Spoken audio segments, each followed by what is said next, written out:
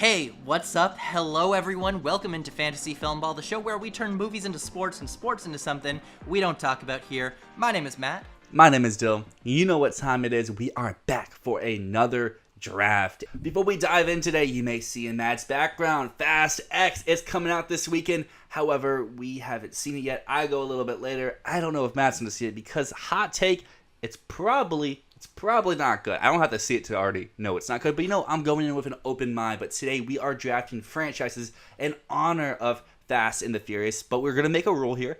Fast is not allowed. It's too much of a cheat code. You get that, you automatically win. So we can't draft the Fast and Furious franchise. But I would love to know from everyone out there. Drop down below, what would you draft first overall? Because there's so many franchises. I'm sure we may even leave off some of your personal favorites. Drop a like, drop a subscription. We do these each and every week, and it helps the channel grow. But let's not waste any more time. Let's dive into this draft. I don't feel like there's a great first overall choice here. There's so many great franchises out there, and I guess I've set a little bit of rules here.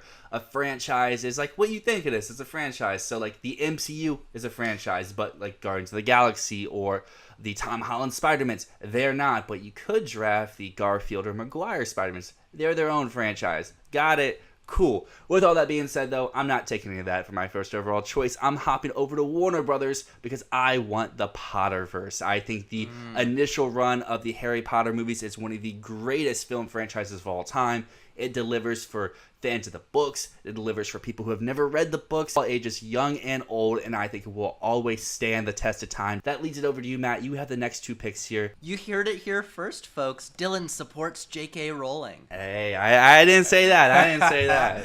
So for my first pick, I'm going to go with the Marvel Cinematic Universe. A lot of people are going to rag on this choice, but no one has done a cinematic universe, a franchise, better than Marvel. Through the ups, through the downs, this franchise has covered so much ground. It employs basically every actor in Hollywood, and there have been some amazing films in here, just as there's been some very mediocre ones. Just to name some of my favorite films in here, this franchise consists of Guardians of the Galaxy, Black Panther, the Avengers films specifically, Endgame, Captain America the Winter Soldier, Iron Man. The list goes on and on. There are so many excellent films in here. I think it's pretty undeniable that this one, regardless of how you feel about the worst films in this series, the MCU has defined modern movie-going for better or for worse. But I have to go back to the OG franchise for my next pick here because I am going to pick 007. There are, I think, like 25 Bond movies now. And really, this is the original action movie franchise. People would wait to see the next Bond movie for years. There have been so many different portrayals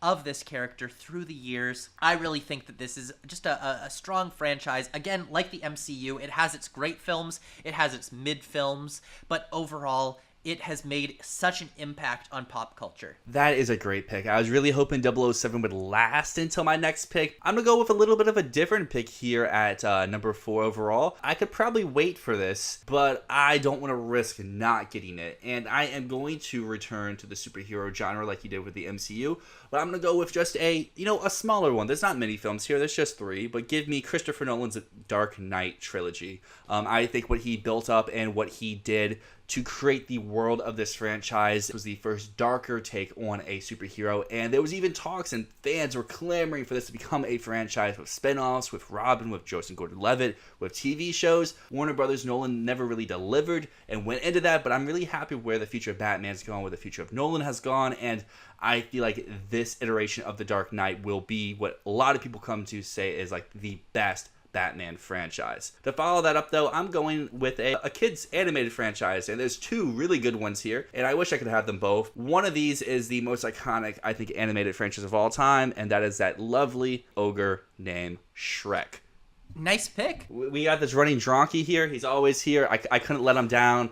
Shrek, it had to be here. I feel like regardless, kind of like what you said with the MCU, regardless of the lows of this franchise, the highs are so insanely high, and this animated series has created so much for the realm of animation, for the realm of making fun of other people with how they dragged on Disney but made it their own thing. We have Shrek, we have Puss in Boots. What other angles Universal decides to take these characters inside this franchise, I will always be here for, and that's why so many people are are just begging for Shrek 5 to come out, and that's because of how strong everything has been so far. It is one of the most influential series in modern animation. You know, it really defined what a film for kids could be for parents. Pixar did it a little bit first, but Shrek kind of went full on with just like the innuendo for adults to watch. So that's a very, very good pick. But for my next pick, I'm going to pick something that's going to piss you off. I'm very sorry, Dylan. I have to take Avatar. It is only 2 films so far, but it is a 5-film franchise. I believe that the world that is being built of Pandora is going to stand as one of the greatest cinematic achievements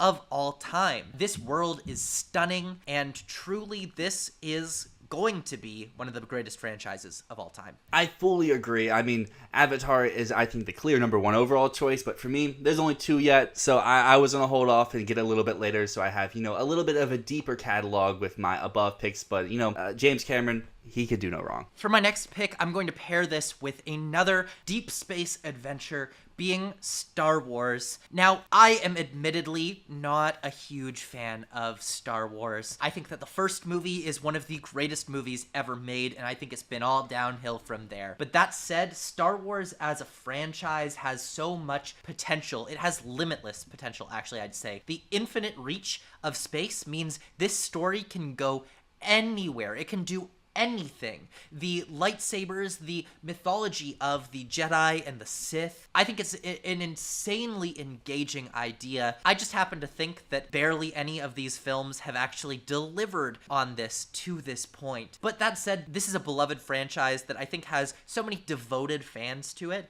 and it's one that I am always excited for the next project in, because I always hope that it's going to deliver out of this world, out of this universe, what I think is really possible from it. You took Star Wars though, so I'm going to go on the flip side and take the Middle-earth franchise with Lord of the Rings and The Hobbit. Have I seen any of these movies? No, but that doesn't mean I can't pick it here, because I know people love these, and I know they're adored, and I know that people say they really deliver on what they're supposed to. Haven't seen them. They're on my list, though, so y'all can make fun of me out there for still not having seen a Lord of the Rings or a Hobbit movie. I am going to make fun of you for it, because you should have seen these movies, man! And eventually I will. But you know what movies I have seen, and this is going to be, I think, the biggest steal of the draft here, because I'm getting the original franchise, the original cinematic universe.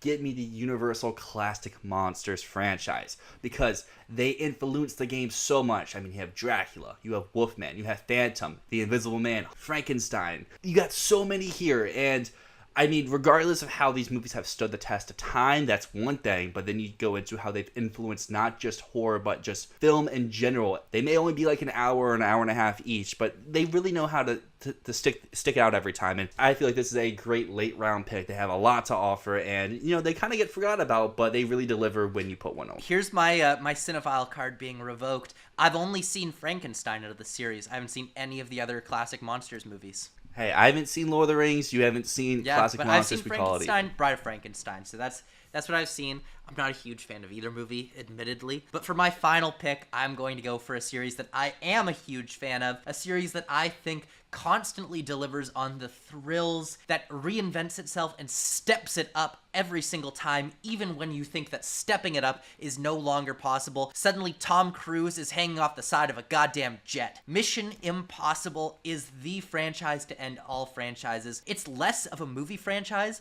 and more of an excuse for Tom Cruise to push the limits of what a 60-year-old body can possibly do. At this point, it seems like he is going to die doing this series, and I think we're all going to be happy to watch it on screen when it happens, not because fuck Tom Cruise, but because we'll know that he went out doing exactly what makes him happy, being a goddamn insane person. This is one of the greatest franchises of all time, and it has a new movie coming out in just about a month and a half, and it is easily one of my most anticipated of the year, because I know it's going to be one of the best experiences in a cinema of this year for sure, hands down. I think that's a great one to leave off on. Some honorable mentions I had on my short list here. I already kind of mentioned before, the other animated franchise was Toy Story, and then Planet of the Apes, which I think kind of follows in tune with your Mission Impossible argument, where it just keeps getting better the longer you go. So, to recap here in our franchise draft, that sadly we could not pick the Fast franchise, because that would just easily win this draft. I had the Potterverse,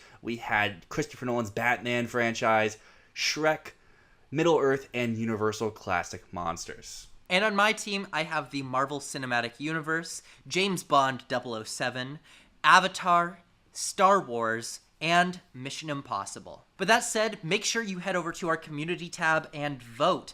Make your voice heard so that we know who gets to go first next week. Vote for your favorite team. Go and do it right now. Vote, vote, vote. Thank you so much for watching. And until next time, my name is Matt. My name is Dyl, and this is Fantasy Filmball.